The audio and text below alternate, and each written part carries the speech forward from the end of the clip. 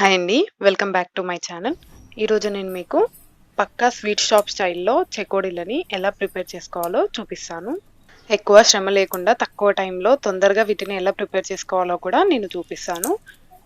ఇక లేట్ చేయకుండా చెకోడీలని ఎలా ప్రిపేర్ చేసుకోవాలో చూద్దాం. ముందుగా దీనికోసం ఒక కడాయి పెట్టుకొని దాంట్లో 3/4 గ్లాస్ వాటర్ని యాడ్ చేసుకోండి. దీంట్లోనే ఒక టేబుల్ స్పూన్ నెయ్యిని కానీ బటర్ని కానీ యాడ్ చేసుకోండి. నెయ్యి మొత్తం కరిగిన తర్వాత దీంట్లోకి 1/2 టేబుల్ స్పూన్ వాము, 1/2 టేబుల్ స్పూన్ నువ్వులు, కొద్దిగా పసుపును యాడ్ చేసుకోండి. పసుపు ఆప్షనల్, నేను జస్ట్ కలర్ కోసం యాడ్ చేస్తున్నాను. మీకు ఇష్టం లేకపోతే స్కిప్ చేయండి, లేదా దీని ప్లేస్లో ఫుడ్ కలర్నైనా యూస్ చేసుకోవచ్చు. అలానే కొద్దిగా సాల్ట్ని యాడ్ చేసుకొని ఒకసారి మిక్స్ చేసుకొని మీడియం ఫ్లేమ్ మీద వాటర్ని బాగా మరిగించుకోవాలి. వాటర్ ఇలా మరుగుతున్నప్పుడు మనం ఏ గ్లాస్తో అయితే వాటర్ని తీసుకున్నామో అదే గ్లాస్తో ఒక గ్లాస్ మైదాని తీసుకోండి. నేను ఇక్కడ గ్లాస్ని యూజ్ చేస్తున్నాను. మీరు ఏ కప్పుతోనైనా మెషర్ చేసుకొని తీసుకోవచ్చు. ఒక కప్పు పిండికి 3/4 కప్పు వాటర్ని తీసుకోవాలి. పిండి వేసిన వెంటనే స్టవ్ ఆఫ్ చేసుకొని వాటర్ పిండికి పట్టేలాగా బాగా కలుపుకోవాలి. ఇప్పుడు దీన్ని పక్కకు పెట్టుకొని వేడి మీదనే పిండిని కలుపుకోవాలి.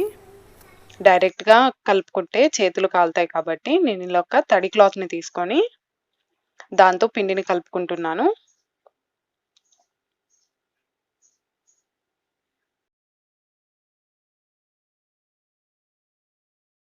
పిండి ముద్ద కాస్త చల్లారిన తర్వాత ఇప్పుడు చేత్తో ఈ పిండిని అంతా 2 నిమిషాల పాటు బాగా కలుపుకోండి.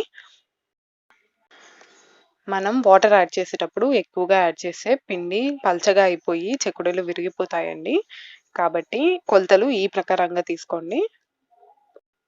ఇప్పుడు ఈ పిండి ముద్దని 2 పార్ట్స్గా డివైడ్ చేసుకోండి. మిగిలిన ముద్ద మీద తడి క్లాత్ని వేసి దీన్ని పక్కకు పెట్టుకోండి. ఇలా పెట్టుకోవడం వల్ల పిండి ఎండిపోకుండా ఉంటుంది. ఇప్పుడు ఇలా పెద్ద హోల్స్ ఉన్న ప్లేట్ని తీసుకోండి. గొట్టంలో ఆ ప్లేట్ని పెట్టి ఆయిల్తో గ్రీస్ చేసుకొని మనం తీసుకున్న పిండి ముద్దను అందులో పెట్టుకొని ఇప్పుడు ఒక ప్లేట్లో ఇలా పొడవుగా ఒత్తుకోవడమే. మీ దగ్గర ఎంత లావు హోల్స్ ఉన్న ప్లేట్ ఉంటే అంత లావుగా చెకోడీలు వస్తాయి. ఇలా ఒత్తుకున్న వాటిని రింగ్ లాగా చుట్టి సీల్ చేసేయడమే. ఇలా మనం మురుకుల గొట్టాన్ని యూజ్ చేయడం వల్ల తక్కువ టైంలో చెకోడీలని ప్రిపేర్ చేసుకోవచ్చు. ఇలానే పిండి మొత్తాన్ని ఒత్తుకొని చెకోడీలాగా ప్రిపేర్ చేసుకొని పెట్టుకోండి.